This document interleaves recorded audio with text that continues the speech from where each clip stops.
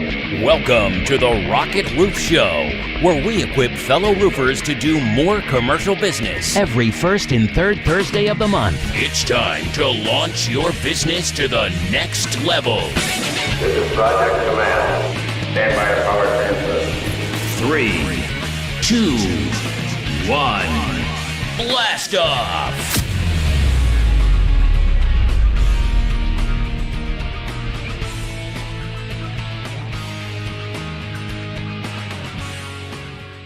Hello and welcome back to another episode of the Rocket Roof Show with your host, Andy Neer with Empire Roofing Contractors. I host this show, but I also own a commercial roofing company. And so I like to bring guests on here to talk about the commercial roofing industry. And once again, if you haven't heard it before, our mission here is to educate and equip roofing contractors for the commercial roofing industry. And so I try to do that with bringing different people on and talking about different facets of commercial roofing. And today I have with me Sam Byler. I've worked with a couple different projects with Sam in the past and thought it would be a great opportunity to bring him on and talk about social media and how that plays into your roofing business on the marketing side. And so welcome to the show, Sam. Andy, thanks for the invitation. Pleasure to be here. Yep, thank you. And I was actually on Sam's, you have a podcast. We did that several months ago. Yep, a couple months ago. That was a good time. And so I'm just going to start off the bat. Introduce yourself, kind of how you got into the roofing industry and where you're at now. Absolutely. So maybe I'll start with where I'm at now and then kind of backtrack a little bit. So my name's Sam Byler. I'm the CEO and co-founder of Boost Point.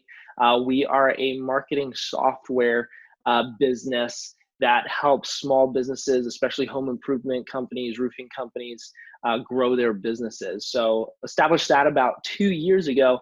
And what kind of threw me on a mission for that, and what Boost Point does is specifically through social media advertising. We're a platform that's built off of on top of the social Facebook and Instagram ad platform, and it is an easy way to run your own social media ads instead of using a marketing agency to do that. So backtracking a little bit, how I got to where I'm at right now.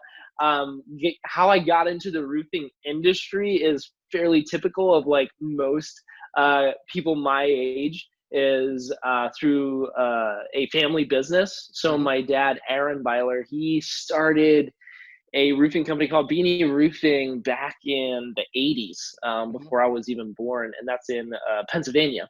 And so he started doing that, and then after it was the early 2000s, after me and my brothers were getting a little bit older and like starting to join the family businesses, like most people do. If their dad's an entrepreneur of a business, you usually have at least a couple of years in the business. So I started joining in roofing with my brothers, and my dad was just looking for an easier way of doing roofing. And so he eventually invented what is now called the Equipter. Was the roofer's buggy back then. So a lot of roofing contractors know what the Equipter is. It's like a self-propelled roofing trailer. So my dad started that in the early 2000s, and I had the opportunity to basically grow up with that company. Like I was like 13, 14 when my dad started that company, Equipter. So I gotta cut you off there because I think that's a phenomenal. How many times has a roofer said, man, if I just had this thing, it'd be so much easier. I just had a powered hammer. If I just had, whatever, and, we never do it, but kudos to your dad for saying, you know what, I'm going to invent this, because the invention process is a whole animal of itself, and investment and waiting and lawyers and all that stuff. So kudos to that for making that happen. 100%. Yeah. Like a real entrepreneur, they'll have like these ideas, but they'll actually act on them. And it's a huge risk. I mean, my dad took a huge risk, but again, just kind of growing up in that atmosphere. And entrepreneurism was, I feel, just kind of in my blood, even though I really didn't know about it. Because it's not like, growing up as a kid, I didn't just have this dream of starting a company, but it's something that just kind of grew on me as I just started developing as a young guy. And then long story short, I when I was like 18 years old, I stepped into a sales position there at Equipter because, hey, we needed to sell more of these things. And it was like, I basically my philosophy has just been like follow opportunity. Whenever there was opportunity, I just said yes. So whether that was, early on and just in manufacturing, eventually sales, I'm like, yes. It wasn't my personality at all. I was very extreme introvert. And then you put me in front of a computer and a phone and say, hey, call 30, 50 roofers in a day and, try to sell a piece of equipment that's $35,000. It develops you. And so I had the opportunity to spend about 3 years in sales there. And then there was this transition of an opportunity of really where Equipter was. It's like we had a great product, but we didn't really understand advertising or marketing that well. And this was right after social media just kind of started becoming a thing for businesses. You're talking maybe 8 years or so ago. Where it was like, oh, you could build a Facebook page, business page. And and I just kind of looked at it as an extension of my sales. It's like, hey, instead of calling, or in addition to calling 30, 50 roofers in a day, I could post something on social media and get in front of just as many people with just a couple clicks of a button. And it was like just an interesting concept. And then I started seeing, hey, there's opportunity to actually spend advertising dollars on this platform as well, and get in front of a very specific audience as well, that were contractors, that were roofers. So early on, started dabbling in that. Eventually took enough of interest in marketing and advertising that I became the marketing director there at Equipter, and really leveraged social media advertising. If you would have told me like 8 years ago, hey, you could sell Equipters through Facebook, I would have laughed. Yeah. But the reality is, like, a lot of the market presence that we were able to establish at Equipter was through leveraging things like Facebook, Instagram, YouTube, and specifically not just leveraging the organic side, but the paid side. And we really doubled down on that. I feel like I didn't have the typical marketing education, but I feel like I had a fresh perspective, which almost gave me an advantage, because I was at this position. It's like, okay, we need to get people to know about our product. It's a great product. We don't have the largest advertising budget. So where can I spend the least amount of dollars to get in front of the most amount of people? The reality is, back then, and is still now, in my opinion, that's really social media, specifically Facebook and Instagram ads. So we really doubled down there, saw a lot of success through that.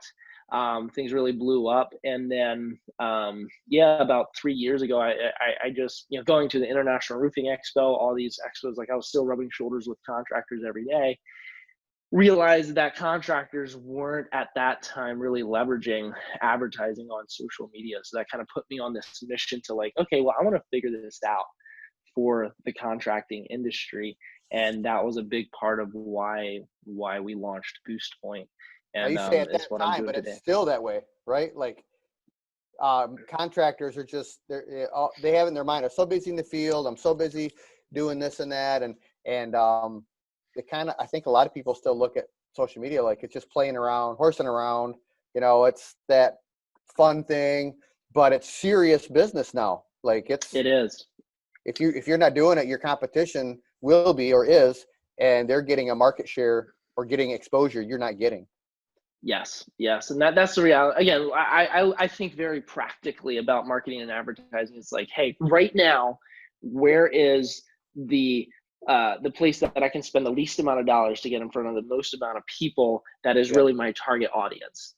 And you just compare it, like you compare it right now to traditional media, like, TV, billboards, even, direct mail and all of that, where it still has its place, but in comparison to social media advertising, your dollar just goes a lot further on social media. Again, it's still a tool, but like it's not a magic bullet. You still need to do it well. You need to be good at it.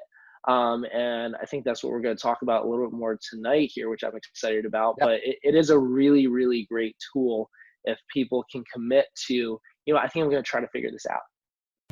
We want to thank Top Roof Contractors again for their continuing sponsorship of the Rocket Roof Show. Membership in this organization includes reduced rates for commercial roofing leads, third-party verification to add credibility to your company, and a host of valuable benefits upon acceptance into the network. Learn more about them at toproofcontractors.com. So before I dive into my next question real quick, how much of Gary Vaynerchuk do you watch? Because that's got to be kind of an effect on, like, Yeah. he talks about attention, right? Like, people's attention are here. A lot of people watched the debate last night. I doubt very many people watch it on traditional television. Yep. I mean, Yeah. we put it on YouTube and then Chromecasted it to our TV screen and watched it on TV. But everybody's attention is on YouTube, Facebook, social media, and it's only going to ramp up from there. So. Yeah, Gary Vee, I feel like he's had a lot of influence even in the roofing industry. Mm-hmm. I know a lot of individuals that follow his content in the roofing industry, and there was a moment. I think this was about 2.5 years ago. It was after I had was really just brewing this idea of my mind if I want to start a software company to help contractors run social media ads. The idea was basically formed. We hadn't acted on it yet.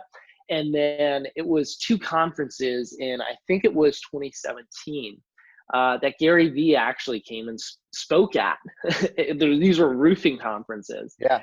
And I was able to sit in at both of those, and his very direct approach, I was like, this is going to change our industry. Yep. And it was interesting, after those conferences, I did start to see a shift.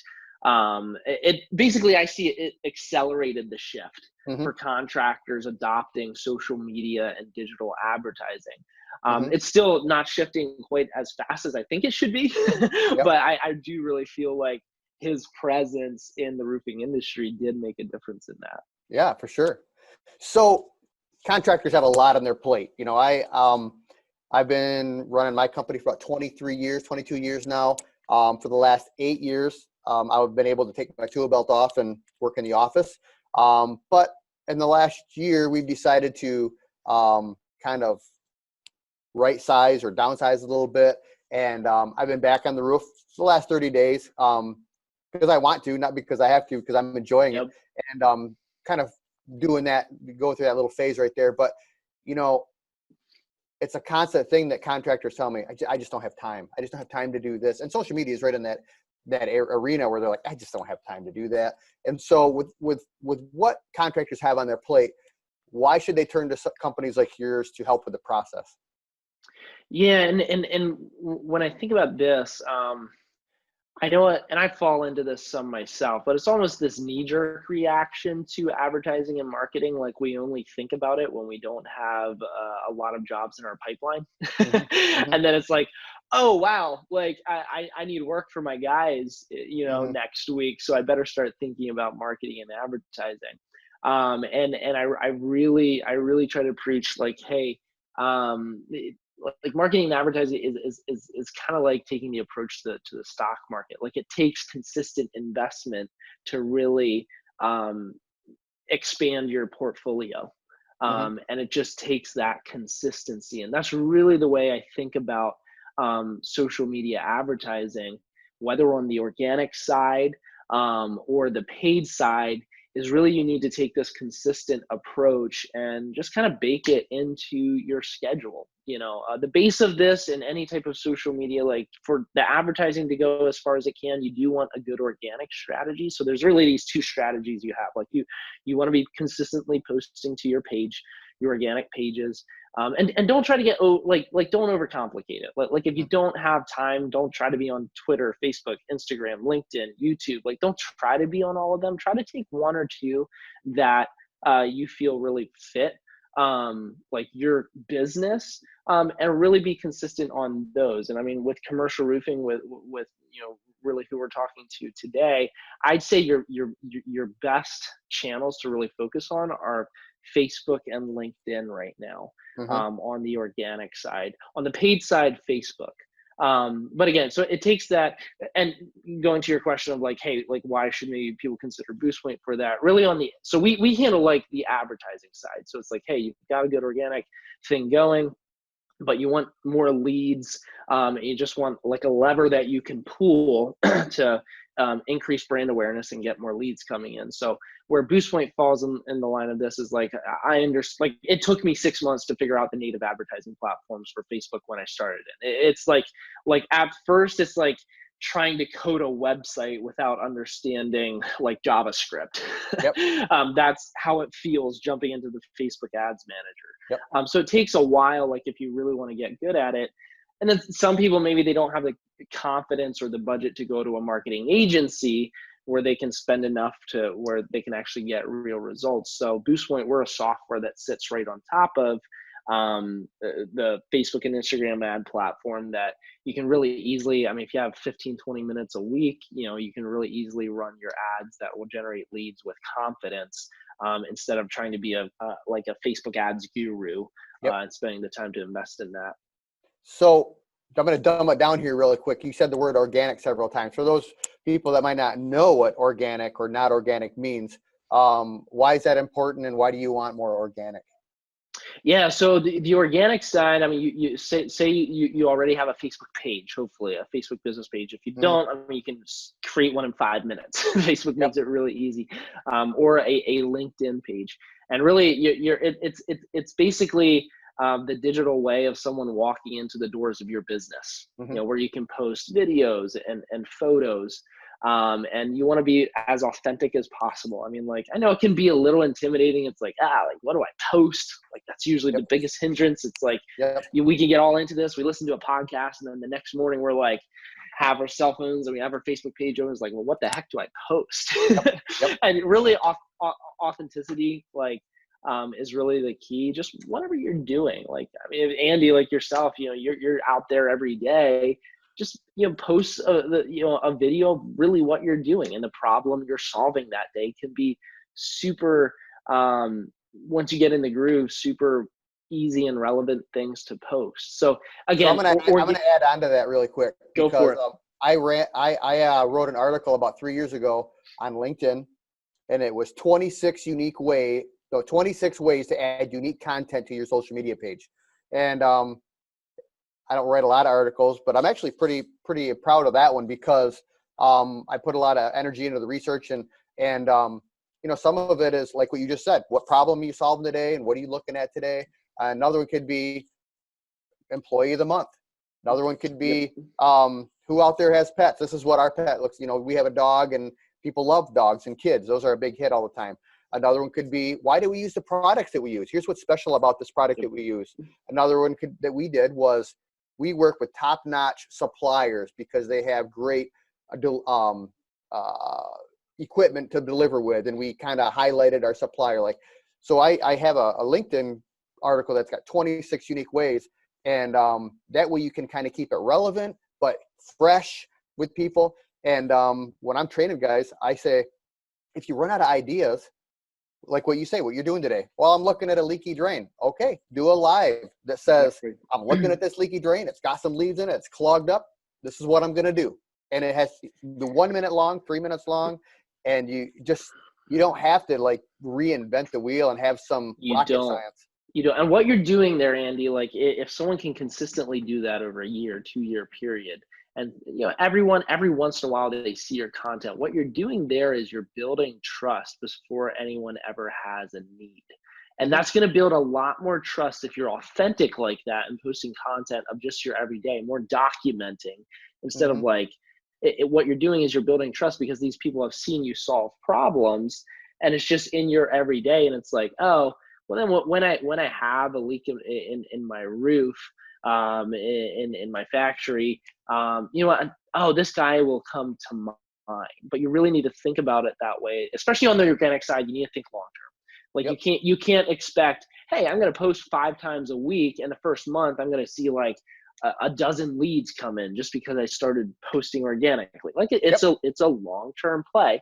But again, what you're doing is you're building trust in the long term. And again, to what you said there is like being authentic with those type of posts. Like you don't perfection kills people. It's like when you try to be perfect with each post and you're like trying to form it like, oh, this would be a TV ad, like that just doesn't, you're going to waste time and it's actually not going to connect with people. Like you really need to think about someone scrolling through Facebook, scrolling through LinkedIn, you know, it's in the context of, you know, they're looking at things their friends post, you know, things that might be relevant to them. And if you're like, each one of your posts is something like pitching a free roof inspection or pitching, you know, something of your business, people are going to ignore that. But if it's something more authentic of just, hey, this is what I'm doing today and this is the problem that I'm solving, that's going to connect a whole lot more than if you're trying to sell something each time.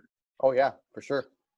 So do you have any tips for contractors that they should avoid on social media? Maybe somebody is going to give a try at posting, or maybe they already are. What's some things they should avoid when they're doing? Yeah, I think I'll go back to the thing I touched on is like avoid being super salesy.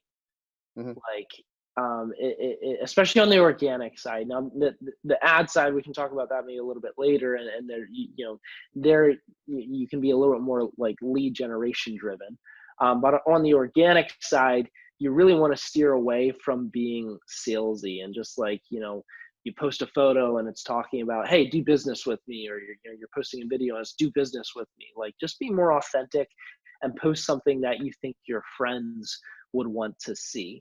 The other thing I'd avoid is like if you're gonna do this, you're gonna want to commit to it for the long term. So like don't go in with this mindset of like, I'll try this for a month, and if I don't see results in the first month, I'm gonna give up. You're gonna want to commit a lot more long term. I mean, at least 6 to 12 months. You're gonna want to be like, hey, I'm gonna at least like take a 6 to 12 month look at this, and actually like put the energy towards it for that long of a period before before I even think about giving up on it. Right. Another note I had on here is like when you're posting stuff on social media, you got more people watching than just customers. So you want to make sure that you have safety set up. Like you're posting pictures up, you want to have safety. You want to make sure that the things that, whether it's installation or safety, it's legit. You know, maybe a customer might not hire you because you aren't practicing safety, or you're not doing good installation practices. So those are good things to watch. Next question. Can you explain the difference of why someone would want to use Facebook ads versus Google pay-per-click? I'm not, you know, I've been doing this for a while and I'm still not completely for sure, you know, which one to use. So Facebook ads versus Google pay-per-click. Yeah, great question here. Because it's both a digital form of advertising.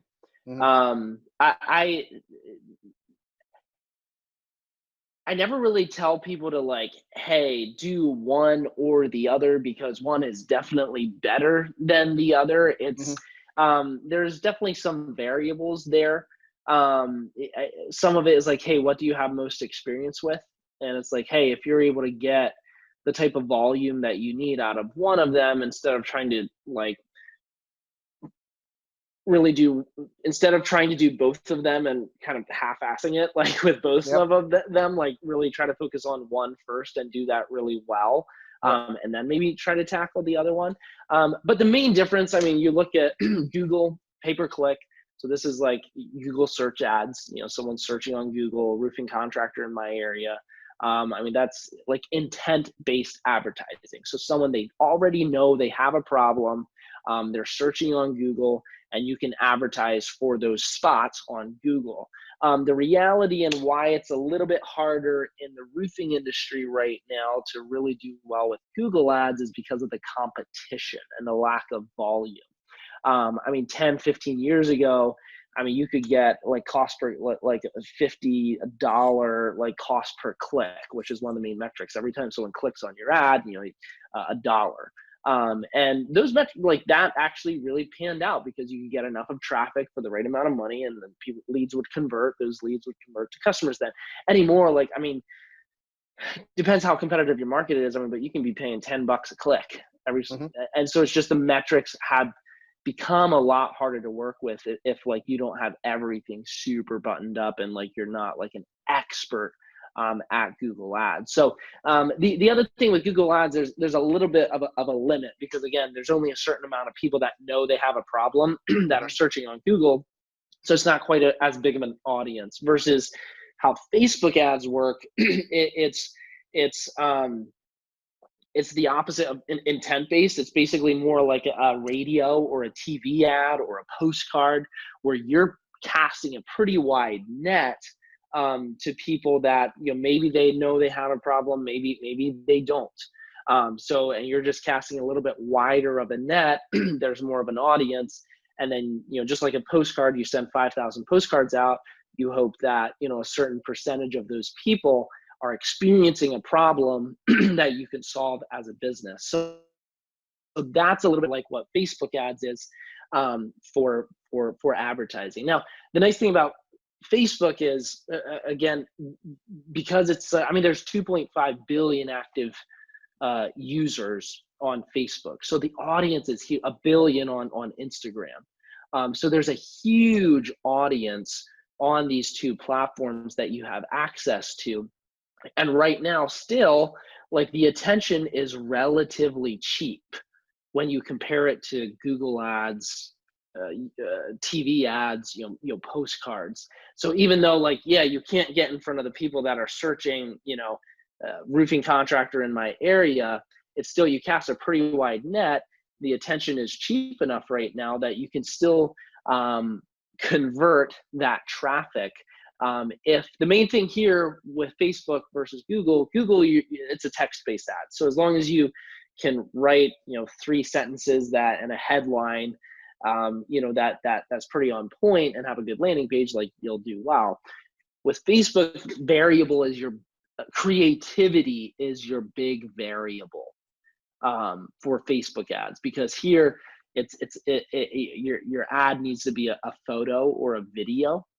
And then you also have the text portion of your ad. So there's just a lot more weight on the creativity of your ad. Like, what does your photo look like? What is your video? Like, for commercial roofing, like if there's a commercial roofing contractor here, like, and maybe you're specializing in roof coatings, like, what you could do, instead of just doing a picture of a roof that's maybe done, and like, okay, well, what is that? It's a new roof. Well, are you doing roof replacements, roof coat? Like, you need to think about what you're communicating through your image. What you could do is a 10-second video showing, like, the breakdown of the problem and the solution, and like, hey, with half the cost of a roof replacement, you could extend the life of your roof for 15 years. Like, that type of hook in a Facebook ad with a video of showing maybe quickly how you do that, or you explaining, on the roof just with your phone of how that happens, that can be pretty engaging.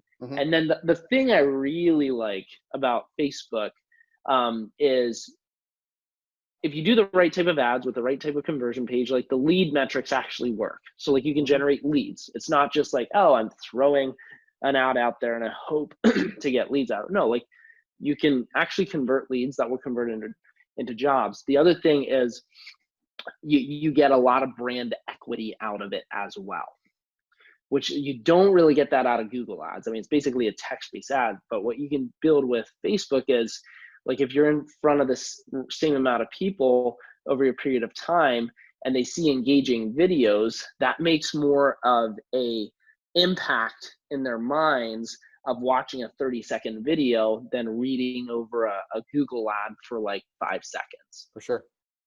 Okay. So how do you know you're reaching the right people? You maybe kind of already covered that, but, like, how can somebody be certain that they're not wasting money of their ads or their stuff going to people that aren't even their client, their customer base? Yeah, this is an important one for commercial roofing, because you can waste a lot of money if you're not targeting the right people on Facebook. And the reality is, and I think this is where a lot of people have this misconception of Facebook. It's like, wow, it's more consumer based, like, and they don't often see the B2B, business to business value of it. And for a commercial roofing contractor, most times you're selling to another business, not a homeowner. But the reality is, you're selling to another person. So you just have to know how to identify the person that owns the business or that manages the building. And with Facebook's, one of the things I love most about Facebook ads is their targeting criteria. I mean, like, Facebook has so much data on their users, and we've done a lot of industry research on this for both residential and commercial roofing. And the reality is, like, you can get in front of people that behave as a property manager, that behave as a small business owner, a commercial property owner. So there's ways that if you understand the Facebook ads platform, that you can actually get in front of people that aren't just homeowners or but again, it's not like 100% each one of these people are like a prime customer, but it's like at least a lot higher percentage that you're getting in front of the right person. So that's a big thing with Facebook ads. It's like, hey, if you know how to manipulate the targeting portion of Facebook, you can actually get in front of the right people. You're not getting in front of the 100,000 people in the city. You're getting in front of the 5,000 people that could be a potential customer.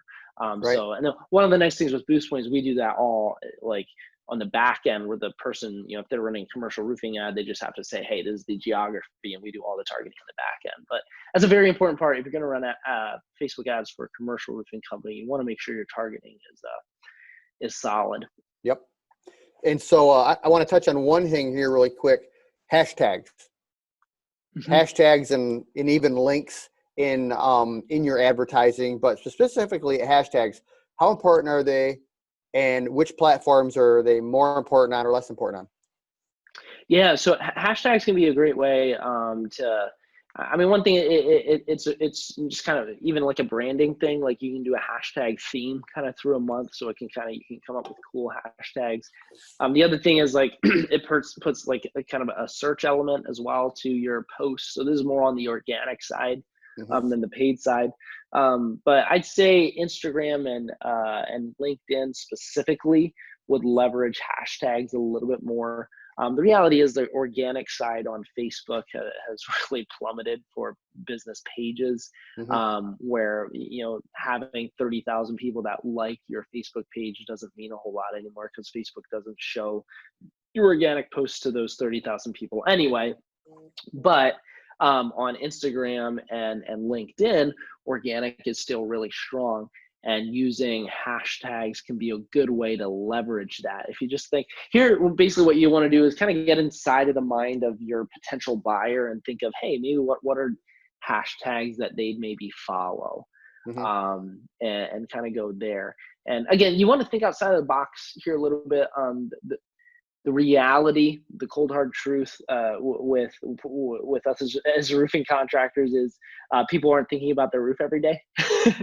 So using hashtags that are just around roofing, you know, people really aren't searching that in your local area, if you're completely honest. So think about like community trends, maybe like what are some of the trending hashtags for the month in your community. You know, maybe it's something around Halloween coming up here, and or like a parade, or, you know, your local sports teams or something like that, and you're posting things related to local events.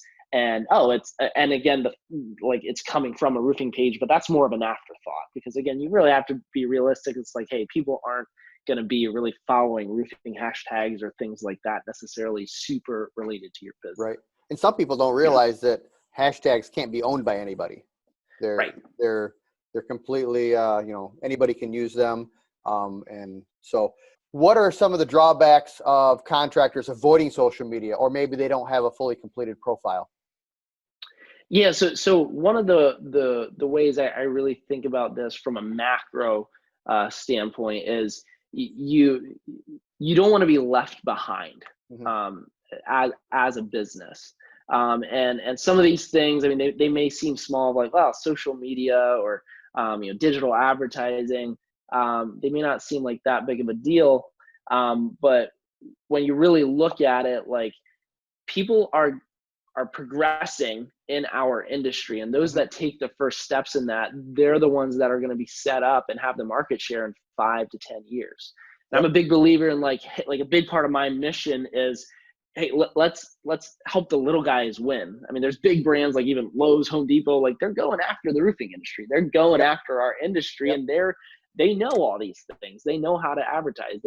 And, Yep. and like, again, part of really what I'm about is like, let's not let the big guys squash the little guys. And this is Mhm. a big part of that. And another thing is, and it's all about just simply being relevant. Like, one thing is, like, what I like to look at is even what's happening outside of our industry. And that can usually give you a little bit of a head start to maybe look at what you want to incorporate in your business. I mean, when you look at like the presidential campaign in 2016, and I still firmly believe that one of the big reasons why um, the candidate that won actually did in 2016 was how they leveraged social media ads. Like, For sure. that was a big part of their campaign, and what actually I firmly believe what helped them gain what they needed to actually win. And so, like, even things like looking at what they're doing with the presidential campaigns every 4 years and how they're leveraging advertising, it's important to look at those things and gain the insight what you can. If you Yep. look at like what happened just with the last election here in 2020, and I think this gives us good insight of maybe what to like look at to incorporate next in our business is my phone was blowing up with text messages Yeah, mine too. every single day. Yep. And it, like, I didn't get that in 2016. And so to me, that's a big indicator of like, hey, how can we leverage text messaging in our business? I mean, the reality is, like, people don't answer their phones like they used to. They're not Mhm. opening their emails like they used to. People are, anyway, that's how I interact with conversations, is like, I'll reply to a text message. Yep. And so, hey, like, are you using text messages to contact with leads, to schedule those appointments, to, like, it can just help increase your percentages. And so, again, from the macro, it's like, for me, it's all about being relevant. Mhm. And social media is a big part of that right now. I mean, so I'd really encourage you guys, like, hey, at least do the basics. Like you said, like, what are some of the dangers of not having things set up? I mean, even like organic search, people searching on Google for your business. A lot of that ties into your social media platforms, having those completely set up with phone number, your address, all that stuff up to date. And if that's all saying the same thing, that just helps you rank better. And it's more than just like, oh, I need that next lead. It's really about building a healthy business with a digital imprint. Sure. So, leading up to my last question, I always like to ask my guests for one or two really practical tips that they can take away, maybe implement tomorrow. And but I'm going to set the stage for this question, because I'm pretty sure there's a lot of guys out there that fits this profile. Say they have a Facebook page because somebody told them they should have one, and it's 2020, so everybody it's on Facebook and they have a business. They probably set up a page. But if you're like me several years ago, it was just kind of there, and it didn't do anything. I might post a picture on there once in a while, and I see this a lot of companies where they get done with the roof, and here's a picture of the roof. Great job, And but customers, they can see that driving down the road. They see another roof, and I don't think it engages that much. So let's take a guy that's all he's doing. Here's the roof that we finished. Cool color, but how can that guy maybe take it to the next level? What's one or two practical tips that he can start doing tomorrow to spice up his page, maybe get some engagement? Yeah, I'll split this kind of into two things. One is on the organic side, then the paid side. And the organic side is just, I'd say, be more authentic with your content. Like, I know it's intimidating. I've been there where it's like, I don't like being on like this side of the camera where the camera's actually facing me and I need to speak into it. But video goes such a long way. I mean, think of like the potential, like the technology that we have that just wasn't there even like 7 years ago, of like really good cameras on our cell phones that we could. I mean, this is basically like you're able to have a conversation with someone if they actually watch through your whole video, just like you were there. So I'd say that would be a really practical tip on the organic side, is start trying to use more video in your content. You just build a lot more trust. And it's a lot better content than just posting completed completed pictures of projects. It's something people can actually engage with. They get to know your Do you know personality. those stats? What are the stats? It's like text, and then a picture is how much more engaged than text, and then video is X amount. You know those? They probably I don't off the top of my head. I don't know off the top of my head there, but you just think of the practicality of it too, even the difference of a photo and a video, because it's all about attention. You need to think about advertising and marketing is about how can I grab people's attention for the longest amount of time. Someone can read a text post in like 3 seconds, and if it's a photo, well, that's 4 seconds. Hey, if you have an engaging video with a good hook at the beginning and it's kind of interesting, I mean, someone will watch your video for 60, 120 seconds, sometimes 5 minutes, and think about what you just did there. You captured somebody's attention for 3 minutes instead of just 3 seconds. So that's just kind of the practical side of things there, of why I'm really encouraging people, especially on the organic side, to leverage video more and more. Because I mean, the technology is there, on this device here on our phones. Like, I mean, it's there, and you can really engage if you can begin to get comfortable with that. Then the second thing would be on the advertising side. Still, a lot of roofing contractors that I talk to is like they've never run a Facebook ad, or maybe they've just tried to boost a post and never really found like a rhythm with it. But if I'd say if you're looking to invest in advertising dollars, I know the companies are at different stages. Some people are just like, hey, I'm kind of on this organic growth trajectory. I'm happy with that. But if you're kind of in the place where it's like, you know what, I'd like to add another crew, or I'd really like to double my business in 2021. To do that, you're going to need to grow more than just on, word of mouth. So you really need to think about what's going to be my advertising strategy over the next 12 months. And I'd really guide you towards, instead of investing thousands of dollars on traditional media like radio or TV, that you're really kind of guessing with that, I'd really say consider leveraging platforms like Facebook, even YouTube, where you can invest $300 and get a good idea of how people engage with that, and then decide if you're going to spend more or not, instead of just putting $5,000 out there and like it's either going to be a success or a complete failure. But you can adjust a lot more on social media on a daily basis. But yeah, that's what I'd say on the ad side. It's like, hey, if you're really looking to grow your business, like I'd at least really consider social media ads as a large part of your advertising strategy. Sure. I'm going to throw in one tip that I have that I've kind of kept it. It's kind of my own little secret, but I'm going to throw it out there because I don't think most people will adopt it, because most people don't. But I have a really cool wrap on my truck. Captures a lot of attention everywhere I go, because it just kind of hits you in the face when I drive by. People see it.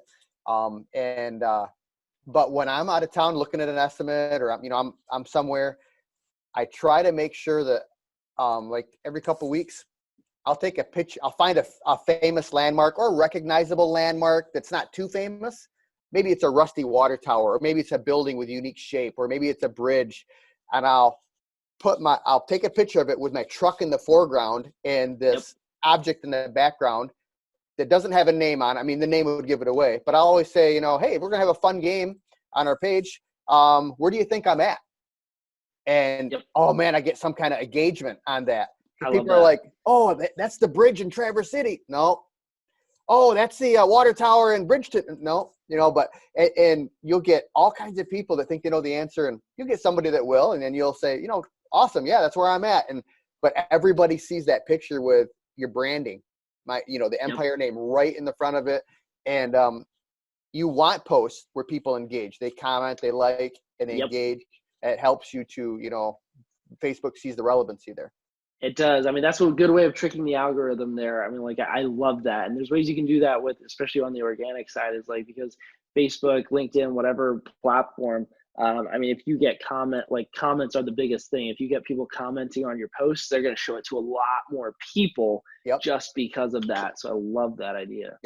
So, well, hey, thank you for being on our show today. I had a lot of great content, a lot of great information. And just want to close here. If people want to reach out to you, maybe ask you some questions, pick your brain a little bit, give a couple ways they could reach out to you and find you. Absolutely. Yeah. Well, Andy, thanks so much for having me on the show. I love your energy and what you're doing for the roofing industry. I am 100% behind your mission and what you're trying to do. Yeah, if you want to reach out, I mean, feel free. I love conversations really around anything about marketing or even just business growth or Mm-hmm. anything. LinkedIn is probably where I'm most active as far as on Uh-huh. social media. So look me up there, Sam Byler. That's Okay. Beiler. And then if you're interested in what we're doing at Boost Point, that's simply boostpoint.com. Okay. One word. Feel free to reach out to us there. And just to clarify, you're not a marketing company. You're more of in between where you help contractors do it themselves with just a little bit of help. Exactly. So yeah, Boost Point, we are a marketing software. So we've built a software that's super easy to use. I mean, we have some contractors that have absolutely zero experience with Mm-hmm. advertising. One of our customers, he's doing really well on our platform. They sell a lot of jobs through the leads they get through running ads through our platform. But he's actually an Amish contractor and has a secretary managing kind of his social media side. That's, I think, in her 60s or so. And Cool. again, they're the type that's like, hey, they really from the beginning didn't really have much of an understanding at all of social media, Mm-hmm. but they were able to use our software to run ads so they could get leads and grow their business. So yeah, we're kind of that in between of like, hey, you don't need to go spend 6 months to try to become a Facebook ads guru, Yep. and you don't also need to invest in a marketing agency. Sure. If you still want to kind of do it yourself and have some control in it, it might be a good fit for you. Awesome. Well, once again, thank you for being on, and appreciate your time. And I'm sure we'll catch up later. Awesome. Andy, been a pleasure. You've been listening to the Rocket Roof Show podcast. Be sure to subscribe through your favorite podcasting platforms such as iTunes or Google Play to get the latest episodes as they are launched. For more, please follow us on social media or visit our website at rocketroofshow.com. We look forward to joining you here again soon at the next launch.